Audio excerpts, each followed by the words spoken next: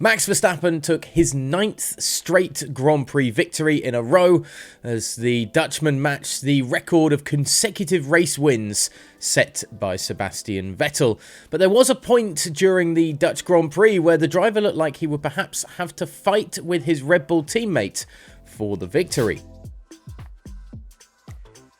Sergio Perez had a 15-second lead over Verstappen after the Mexican driver made a bold strategy call when it started raining in the early part of the race.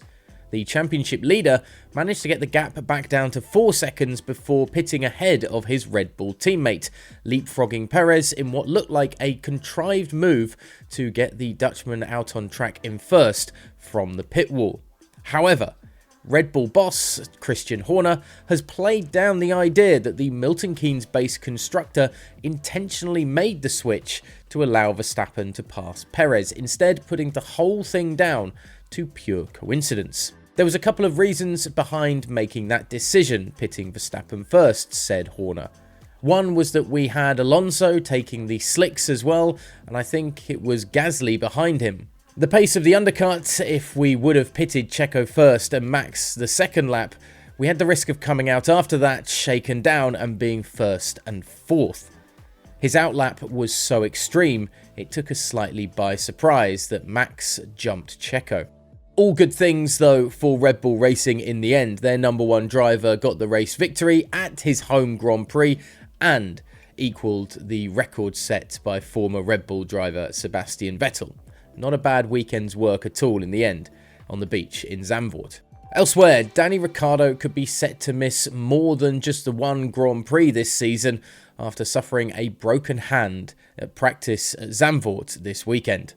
The Australian had been looking forward to getting back on track after the summer break, taking in the 2 races prior to the hiatus after taking the reins of Nick de Vries's car at AlphaTauri when the Dutch rookie was unable to turn his early season struggles around. But things went pretty sour very quickly during the Dutch Grand Prix weekend when a crash at turn 3 left the Australian unable to use his left hand, with an X-ray revealing a break of the metacarpal, with a trip to Barcelona for surgery quickly booked in for the popular driver rather than a weekend of qualifying and race action.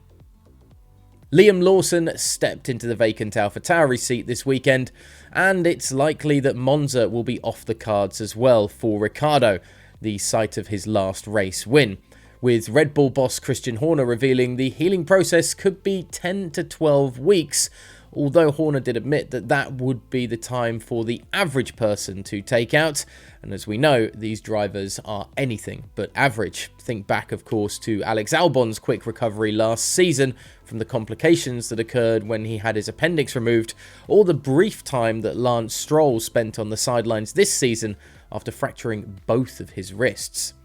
The Singapore Grand Prix is the date that Ricciardo has set for himself for returning to the car on the weekend of September the 17th, with the driver taking to social media today to thank his fans, revealing he now has his first piece of metalwork in his body to aid the recovery process. It would be remarkable if Ricciardo were to recuperate in time for Singapore. But as always, we will keep you up to date on GPFans.com and GPFans Global with how Ricciardo and the rest of the world of F1 is doing. In the meantime, you can hit subscribe down below to stick with us here at the YouTube channel as well for all the latest news and specials wrapped around the world of F1.